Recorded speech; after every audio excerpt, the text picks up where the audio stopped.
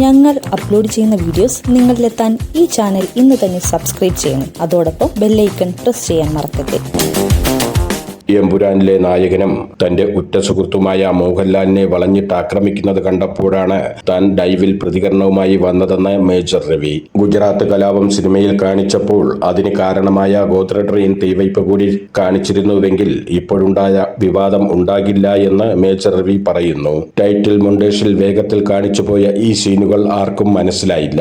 Cinema തുടങ്ങുന്നത് ഗുജറാത്തിലെ ഒരു മതവിഭാഗം മറ്റൊരു മതവിഭാഗത്തെ അകാരണമായി ആക്രമിക്കുന്ന രംഗങ്ങളുടെയാണ്. അതാണ് പ്രധാന കുഴപ്പം. എമ്പുരാൻ സിനിമയ്ക്ക് പറ്റിയ വീഴ്ച ഇതാണെന്നാണ് ഞാൻ കരുതുന്നതും. ഇതിന്റെ പേരിൽ മോഹൻലാലിന്റെ കേണൽ പദവി എടുത്തു കളയണം എന്ന് പറയുന്നതിൽ അർത്ഥമില്ലാത്തത് കൊണ്ടാണ് വികാരപരമായി ഈ വിഷയത്തിൽ പ്രതികരിച്ചതെന്നും മേജർ രവി പറയുന്നു.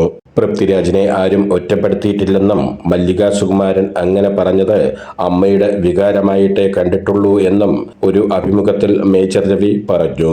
മേജർ രവിയുടെ വാക്കുകൾ ഇങ്ങനെയാണ്: സിനിമയെടുക്കുന്നവരുടെ സ്വാതന്ത്ര്യം ആരും ചോദ്യം ചെയ്യുന്നില്ല. പക്ഷേ ഒരു കഥ പറയുമ്പോൾ അതിനെ പക്ഷപാതമായി പറയാതെ കൃത്യമായി പറഞ്ഞിരുന്നുവെങ്കിൽ ആരും ചോദ്യം ചെയ്യില്ല. പ്രശ്നം എന്താണെന്ന് വച്ചാൽ പടം തുടങ്ങുന്നത് ഗുജറാത്തിലെ ഒരു മതവിഭാഗം മറ്റൊരു മതവിഭാഗത്തെ അകാരണമായി ആക്രമിക്കുന്ന രംഗങ്ങളിലൂടെയാണ്. നേരെ മറിച്ച് ഗോദ്രയിൽ ട്രെയിൻ കത്തുന്നിടത്തു നിന്ന് തുടങ്ങിയിരുന്നുവെങ്കിൽ കുഴപ്പമില്ലായിരുന്നു. അതിന്റെ തീവ്രതയും കൂടി ഉൾപ്പെടുത്തേണ്ടതായിരുന്നു. ട്രെയിൻ കത്തുന്നത് കാണിച്ചിട്ടുണ്ട്, ആർക്കും മനസ്സിലാകാത്ത രീതിയിൽ കാണിച്ചിരിക്കുന്നത്, അതും സിനിമയിലെ ടൈറ്റിൽ കാർഡിൽ. ആ സംഭവത്തിന്റെ പ്രതികാരമാണ് പിന്നിലുള്ള സീനിൽ വരുന്നതെന്ന് കാണിക്കുന്നുവെങ്കിൽ അത് കൃത്യമായി കാണിക്കേണ്ടേ.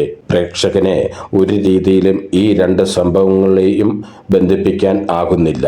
അതിന്റെ ബാധ്യത സംവിധായകനും തിരക്കഥാകൃത്തിനുമുണ്ട്.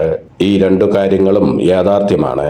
കോടതി തന്നെ എല്ലാ തെളിവുകളും പഠിച്ച് വിധി പറഞ്ഞ കേസാണത്. അവിടെയാണ് ഈ സിനിമയിലെ ഏറ്റവും വലിയ പാളിച്ച വരുന്നത്.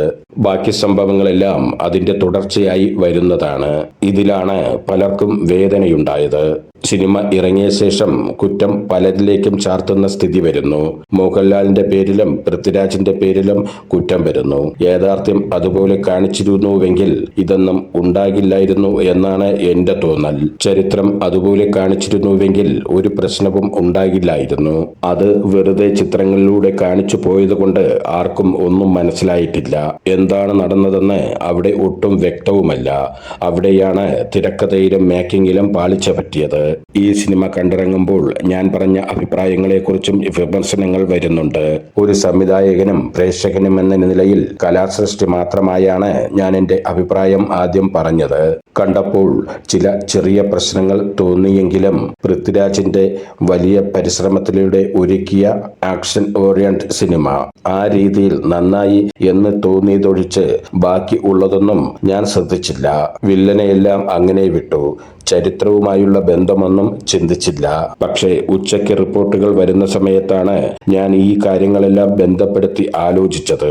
അപ്പോഴാണ് ഇങ്ങനെ ഒരു പ്രശ്നം ഇതിൽ ഉണ്ടല്ലോ എന്ന് എനിക്കും തോന്നിയത്.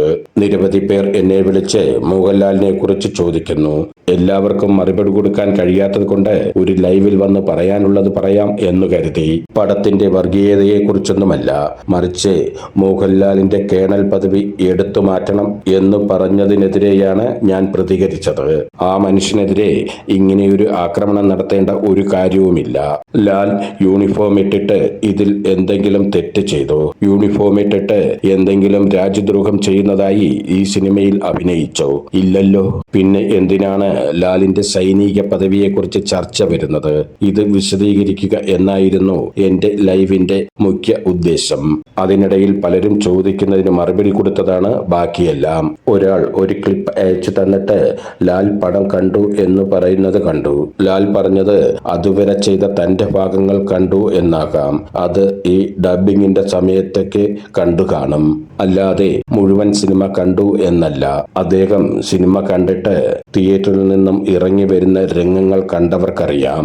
അദ്ദേഹത്തിന്റെ മുഖത്ത് വലിയ വിഷമം ഉണ്ടായിരുന്നു. പടം മുഴുവൻ കണ്ടു കഴിഞ്ഞപ്പോഴാണ് ഇതിന്റെ ഭീകരത അദ്ദേഹത്തിന് മനസ്സിലായത്. അതാണ് മുഖത്ത് പ്രതിഫലിച്ചതും.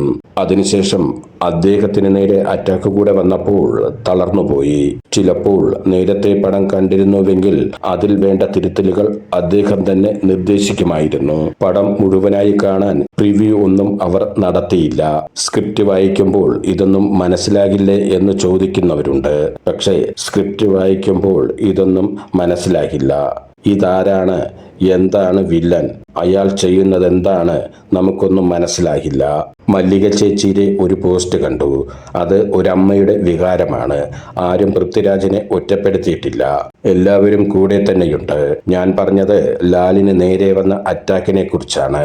പിന്നെ ഇതൊരു സാങ്കല്പിക കഥയല്ല, ഒരു ചരിത്രം കൂടെയാണ്. ചരിത്രം സിനിമയിൽ ഉൾപ്പെടുത്തുമ്പോൾ അത് എവിടെ തുടങ്ങി, എങ്ങനെയായിരുന്നു എന്നുകൂടെ കാണിച്ചിരുന്നുവെങ്കിൽ ഈ വിവാദങ്ങൾ ഉണ്ടാകില്ലായിരുന്നു, മേജർ രവി പറഞ്ഞു. ഞങ്ങൾ അപ്ലോഡ് ചെയ്യുന്ന വീഡിയോസ് നിങ്ങളിലെത്താൻ ഈ ചാനൽ ഇന്ന് തന്നെ സബ്സ്ക്രൈബ് ചെയ്യണം. അതോടൊപ്പം ബെല്ലൈക്കൺ പ്രസ് ചെയ്യാൻ മറക്കരുത്.